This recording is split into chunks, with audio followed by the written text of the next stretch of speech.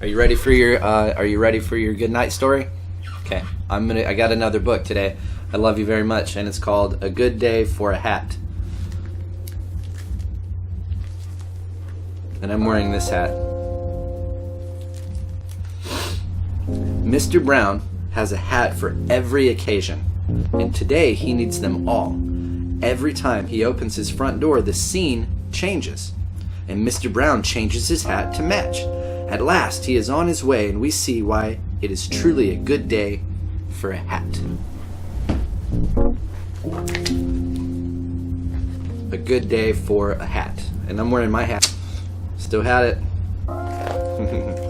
Today's a good day for a hat, said Mr. Brown. But when he stepped outside, it was raining. I have just the hat for that, Mr. Brown said. But when he stepped outside, the rain had turned to snow. I have just the hat for that, Mr. Brown said. But when he stepped outside, a band was marching by. I have just the hat for that, Mr. Brown said.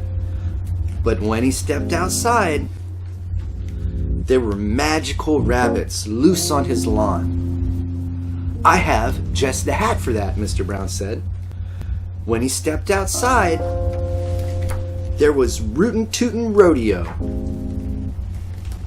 I have just the hat for that, Mr. Brown said.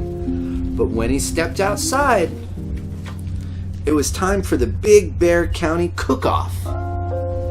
I have just the hat for that, Mr. Brown said. But when he stepped outside, there was a great fire-breathing dragon. I have just the hat for that, Mr. Brown said. But when he stepped outside, he was sailing the high seas. He got on a boat. Oh dear, Mr. Brown said. I have just the hat for that too, but I'm on my way to Miss Plum's house and I'm already very late. So when Mr. Brown stepped outside again, he was prepared for anything. He's wearing all the hats. Finally, Mr. Brown arrived at Miss Plum's house. When he stepped inside, all of his friends were there. Surprise, they yelled. Mr. Brown was so startled all of his hats tumbled from his head. Oh yes, said Mr. Brown, it's my birthday. And Miss Plum said, I have just a hat for that. Sweet. That was written by Nat Fuller and Rob Hodgson.